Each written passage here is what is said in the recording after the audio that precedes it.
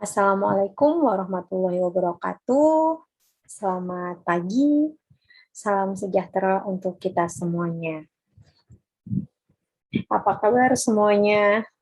Semoga semua dalam keadaan sehat walafiat.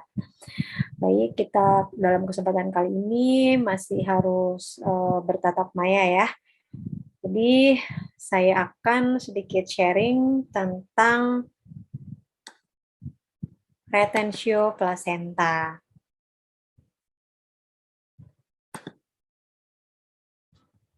Nah, sebelum kita masuk ke retensio placenta, kita harus paham betul tentang manajemen aktif KALA3, di mana MAK3 ini dimulai dari sejak bayi lahir. Nah, ketika bayi lahir, kita lakukan pemeriksaan, sudah tidak ada janin yang kedua ya tentunya. Kemudian kita melakukan pemberian oksitosin sebanyak 10 intraunit secara IM pada paha sebelah kanan. Nah, kemudian kita melakukan penegangan tali pusat terkendali. Setelah itu, setelah kita melakukan PTT, tentunya plasenta akan lahir. Nah, durasi median untuk pelepasan plasenta yaitu 6 menit. Namun, pada 3-5% terjadi kasus pelepasan plasenta selama 30 menit. Nah, untuk langkah selanjutnya, ketika plasenta sudah lahir, maka yang kita lakukan adalah masase dari uterus selama 15 detik. Nah, ini untuk patofisiologi pelepasan plasenta ya. Nah, tentunya ketika bayi sudah lahir, maka uterusnya akan menyusut yang sebelumnya tadinya TFU-nya setinggi ini ya, PX atau 2 jari di bawah PX, maka setelah bayi lahir dia akan menyusut sampai 2 atau 3 jari di atas pusat ya. Kemudian uterus menyusut, tempat implantasinya mulai mengecil, namun ukuran plasentanya tetap, ya kan? Nah, kemudian terjadilah kontraksi uterus, yang mana kontraksi uterus ini menyebabkan terjadinya pemisahan antara zona basalis pada endometrium dan zona spongiosum. Nah, kemudian terjadilah tanda-tanda pelepasan plasenta seperti perdarahan secara mendadak, kemudian tali pusatnya bertambah panjang, dan uterus menjadi globuler. Ketika plasenta sudah terlepas, maka berada di ostium uteri internum. Kemudian keluarlah plasenta itu melalui vagina. Nah, sekarang kita masuk pada retensio placenta. Nah, untuk retensio placenta ini yaitu merupakan kegagalan dari plasenta yang dilahirkan dalam waktu 30 menit setelah bayi lahir. Nah, tentunya 30 menit ini kita sudah melakukan upaya ya, tentunya ketika bayi lahir, kemudian kita melakukan injeksi oksitosin yang pertama, yaitu 10 intraunit, kemudian kita tunggu selama 15 menit, namun masih juga tidak ada tanda-tanda pelepasan plasenta, maka kita berikan lagi injeksi oksitosin yang kedua, dan kita tunggu lagi selama 30 menit, namun tidak lahir juga ya plasentanya. Nah, itulah disebut retensio placenta. Nah, kemudian ada juga retensio sisa plasenta yang mana tertinggalnya sebagian dari plasenta, yaitu bisa berupa selaput ataupun kontiledon, yang mana dia berada di dalam uterus dan dapat menyebabkan terjadinya perdarahan.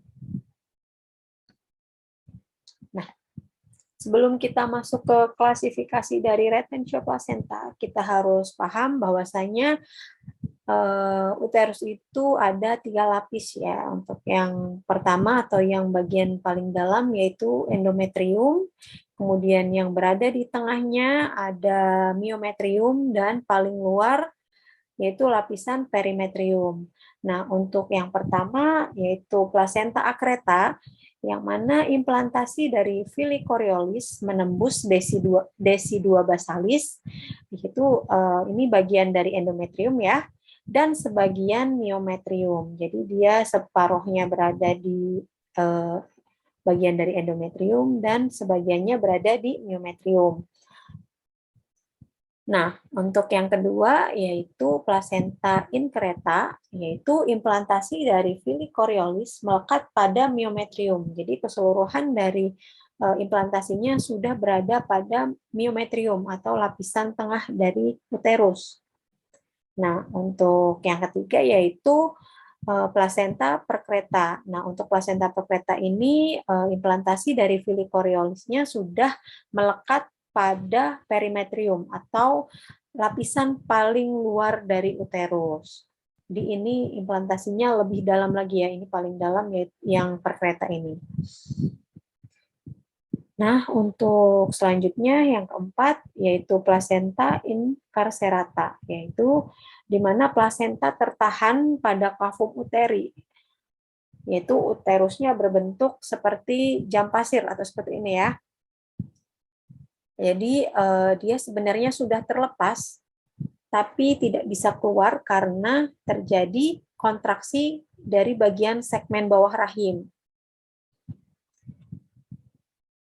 Nah, untuk yang kelima, yaitu plasenta adhesiva. Nah, untuk plasenta adhesiva ini adalah plasenta yang tidak dapat terlepas secara mandiri karena kegagalan dari kontraksi uterus. Nah, ini untuk secara gambarnya mungkin lebih mudah dimengerti ya kalau seperti ini ya. Jadi untuk lapisannya ini adalah lapisan basalis ini ya, desidua basalis atau bagian dari endometriumnya. Nah, normalnya itu plasenta melekatnya di sini. Namun ketika plasenta itu akreta, jadi dia ada sebagian di basalis dan sebagian ada di miometrium. Nah, ini untuk increta. Nah, untuk increta ini keseluruhannya melekat atau implantasinya sudah berada pada miometrium. Nah, ini untuk increta kita lihat ya. Ini melekatnya paling dalam yaitu sampai dengan perimetrium. Oke, tentunya untuk etiologi atau faktor-faktor yang dapat menyebabkan si plasenta ini menempel terlalu kuat atau penyebab terjadinya retensio dari plasenta. Nah, untuk yang pertama yaitu grande multipara. Nah, untuk grande multipara ini sendiri adalah ibu yang sudah melahirkan 5 kali atau lebih. Nah, di mana kondisi ini si uterus sudah terjadi beberapa kali perlekatan dari plasenta ya. Nah, di sini menyebabkan terjadinya luka parut pada penempelan atau bekas implantasi itu. Nah, ketika hamil lagi, maka uterus si plasenta itu karena sudah bekas luka parut itu menyebabkan tidak subur ya, berkurang kesuburannya sehingga dapat menempel lebih dalam seperti itu. Nah, untuk selanjutnya yaitu usia lebih dari 35 tahun. Nah, untuk usia ini kita tahu bahwasanya usia reproduktif atau untuk reproduksi yang paling baik itu usia di antara usia 20 sampai dengan 35 tahun, yaitu di situ subur-suburnya ya. Jadi untuk melekat plasentanya juga baik. Nah, ketika usianya lebih dari 35 tahun, maka si sistem organ reproduksi ini sudah mulai menurun. Nah, tentunya karena sudah mulai menurun, ketika dia hamil, terus terjadi ini ya, perlekatan plasentanya itu karena tadi sudah mulai menurun, maka perlekatan plasenta akan lebih dalam. Nah, selanjutnya untuk anemia ini kasusnya banyak sekali ya. Nah, untuk anemia ini kita dapat ketahui dari pemeriksaan Hb. Nah, ketika Hb berkurang, kita tahu bahwasanya Hb ini berfungsi untuk menyalurkan atau mengkontribusikan ya terkait oksigen di dalam otak ataupun tubuh. Nah, apabila Hb-nya berkurang, maka suplai dari oksigen ke seluruh tubuh, nah tentunya yang ada di uterus itu berkurang sehingga dapat menyebabkan inadequate-nya kontraksi. Nah, sehingga sulitlah terlepas si plasenta itu sendiri. Nah, untuk selanjutnya yaitu adalah faktor uterus. Yang pertama, ini tentunya semuanya ini menyebabkan nih ya akibat luka parut ya. Jadi untuk yang SC ini ataupun pembedahan ya, operasi pembedahan yang berada di dalam uterus ini yang dapat menyebabkan luka parut pada uterus, tentunya itu area daerah uterus apabila sudah ada luka parut maka kesuburannya akan berkurang sehingga ketika ditempeli plasenta maka akan terjadi penempelan yang lebih dalam seperti itu.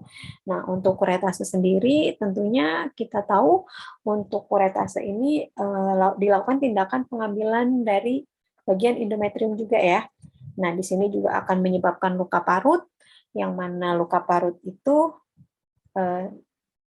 akan membuat implantasi plasenta yang lebih dalam. Jadi implantasinya akan lebih dalam. Nah, kemudian selanjutnya yaitu riwayat dari retensio. Nah, ini ketika ibunya yang pertama, ibunya di persalinan sebelumnya terjadi retensio, kemungkinan untuk persalinan selanjutnya juga akan terjadi retensio juga. Nih, untuk tanda gejalanya, nah, ini tadi ketika plasenta tidak lahir 30 menit setelah bayi lahir, kemudian namun masih ada tanda pelepasan plasenta. Nah, ini ketika ada tanda pelepasan plasenta, maka itu bisa jadi plasenta akreta yang parsialis. Namun ketika tidak terjadi sedikit ataupun bahkan tidak terjadi perdarahan, maka itu plasenta akreta totalis ataupun plasenta increta, bahkan plasenta increta, perkreta.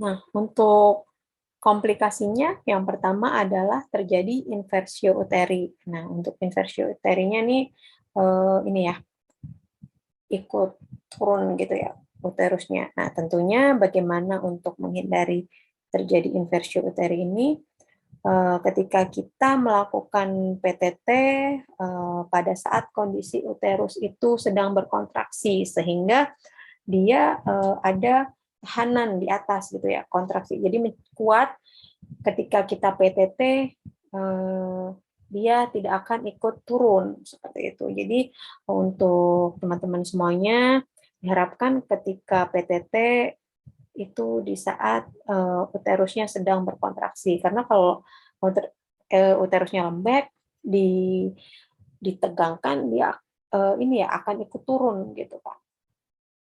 Nah, untuk selanjutnya yaitu perforasi uterus. Nah, apabila ini terjadi implantasi yang terlalu dalam, namun kita paksakan untuk melakukan manual plasenta ya. Jadi kita uterusnya dapat perforasi atau berlubang. Nah, di sini tuh juga ketika sudah perforasi otomatis akan terjadi perdarahan ya, perdarahan yang akan butuh penanganan lebih tentunya. Nah, untuk yang selanjutnya yaitu perdarahan postpartum ya, yang kita tahu tadi ya bahwasanya plasenta itu benda asing, ketika dia tidak dapat keluar juga dia akan terjadi perdarahan yang banyak dan bisa bisa berbahaya juga, bisa jadi karsinoma juga kalau tidak keluar. Kemudian untuk yang keempat adalah infeksi. Yang mana ketika kita melakukan tindakan manual plasenta, tangan kita kan masuk ke dalam. Nah, itu bisa jadi port entry dari bakteri, ya kan? Nah, inilah yang dapat menyebabkan infeksi. Nah, tentunya ketika tangan berada di dalam ya, kita usahakan tidak berkali-kali untuk melakukan eksplorasi gitu ya. Jadi mengurangi resiko terjadinya infeksi. Nah, untuk selanjutnya yaitu manual plasenta. Nah, untuk manual plasenta ini merupakan prosedur pelepasan plasenta dari tempat implantasinya yaitu pada dinding uterus dan mengeluarkannya dari kavum uteri secara manual, yaitu dengan cara melakukan tindakan invasi dan manipulasi, yaitu tangan penolong yang dimasukkan langsung ke dalam kavum uteri. Nah, kemudian kita melakukan ketika 30 menit plasenta belum lahir setelah bayi lahir, ya kan? Tentunya harus ada tanda perdarahan. Jadi kalau tidak ada tanda dari perdarahan, kita diharapkan tidak melakukan manual plasenta. Nah, untuk penata laksananya sendiri, yang pertama yaitu kita melakukan informed consent, yaitu meminta persetujuan dari ibu dan keluarga bahwasanya kita akan melakukan tindakan, yang mana ini kan tindakannya invasi ya tadi ya. Jadi kita menjelaskan apa yang sedang terjadi, kemudian kita menjelaskan apa yang harus kita lakukan, tindakannya seperti apa, apabila tindakan tersebut tidak dilakukan, apa yang akan terjadi, dan apabila kita sudah melakukan tindakan, apa saja kemungkinan juga yang akan terjadi. Nah, kemudian kita melakukan perbaikan keadaan umum pasien, kemudian memasangkan infus, NaCl ataupun RL. Selanjutnya kita memposisikan ibu secara litotomi, lalu kita memberikan analgesik, bisa berupa petidin 1-2 mg per kilogram berat badan, ataupun kita bisa memberikan ketamisin, ini 0,5 mg per kilogram berat badan, ataupun tramadol 1 sampai dengan 2 miligram per kilogram berat badan. Nah, selanjutnya kita juga memberikan antibiotik, yaitu ampicillin 1 gram secara intravena, dan dilanjutkan kita memberikan metronidazol 1 gram supositorial per anal, jadi dimasukkan lewat anus. Nah, kemudian kita juga memberikan sedatif, yaitu berupa diazepam sebanyak 10 mg. Nah, selanjutnya kita mengecek dari kandung kemih ibu. Nah, apabila kandung kemih ini penuh, maka kita lakukan kateterisasi. Nah, karena ketika VU penuh juga akan mempengaruhi dari kontraksi. Selanjutnya kita melakukan vulva hygiene ya, dan memberikan antiseptik juga, bisa berupa betadine. Kemudian kita menggunakan sarung tangan panjang pada tangan yang dominan. Jadi biasanya tangan kanan ya. Sebagian besar menggunakan tangan kanan untuk menggunakan sarung tangan yang panjang. Nah, kemudian untuk tangan yang non-dominan atau biasanya tangan kiri, menjepit tali pusat dan kemudian menegangkan tali pusat sejajar dengan lantai. Nah, kemudian kita menegakkan tali pusat untuk tangan non-dominan, dan tangan dominan secara obstetrik menelusuri melalui tali pusatnya. Oke, masuk sampai dengan porsio, kemudian tangan non-dominan pindah ke fundus untuk menahan uterusnya. Nah, kemudian masuk, dilanjutkan sampai ketemu insersi plasentanya ya. Kemudian kita lihat, oh implantasinya di mana, Kemudian kita lihat bagian mana yang sudah terlepas. Nah, setelah ketemu di bagian yang sudah terlepas, maka kita tangan kita secara membuka seperti bersalaman, menyisir dengan menggunakan ulna atau dengan kelingking. Nah, kita disisir dari kanan ke kiri ke arah kranial. Nah, kemudian sampai semua bagian plasentanya terlepas, gitu ya. Nah, ketika plasentanya sudah terlepas, maka kita pinggirkan, kita eksplorasi dulu di situ ya. Kita cek kembali apakah masih ada sisa di bagian implantasi plasenta. Jadi kita mengurangi untuk tangan kita keluar masuk ya. Jadi di dalam kita eksplorasi dulu, dicek kembali dulu. Masih ada nggak nih sisa dari plasenta. Nah, apabila dirasa sudah tidak ada bagian dari plasenta yang tersisa, maka tangan kita yang difundus itu pindah ke tepi atas simpisis untuk menahan, kemudian tangan yang berada di dalam cavum uteri membawa keluar si plasentanya itu. Nah, tangan kiri tadi itu menahan di ini ya di tepi atas simpisis tadi itu menahan agar si uterusnya tidak ikut turun. Nah, kemudian dibawa keluar. Nah, kemudian kita ceklah itu dari plasentanya. Dicek plasentanya, di arah fetalnya, di insersinya di sebelah mana, kemudian dibalik, dilihat di sisi maternal. Nah, di sisi maternal ini bisa kita lihat dari kontilodonnya dia lengkap atau enggak, gitu kan ya. Kemudian dicek lebarnya berapa, lebar dari plasentanya, kemudian ketebalannya, dan dicek apakah selaput plasentanya itu utuh. Seperti itu. Setelah semuanya dirasa sudah lengkap, maka yang kita lakukan adalah masase uterus selama 15 detik.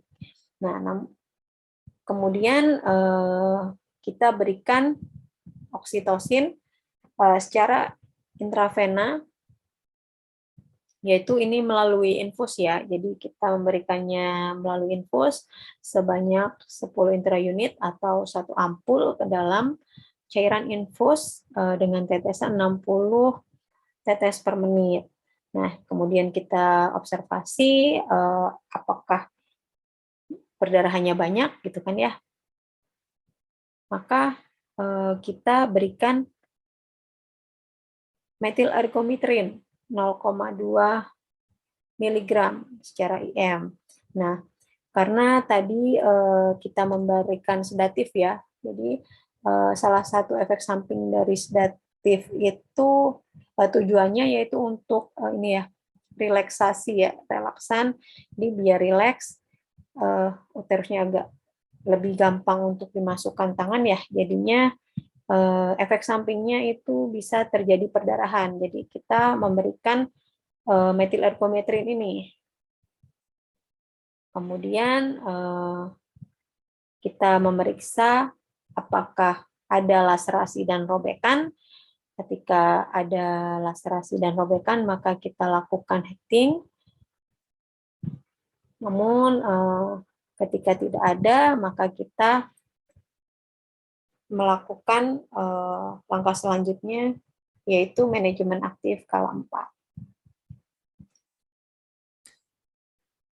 Nah, baiklah, sudah selesai ya. Mungkin hanya itu yang dapat saya sampaikan. Semoga apa yang saya sampaikan dapat dimengerti dan dapat bermanfaat untuk teman-teman semuanya.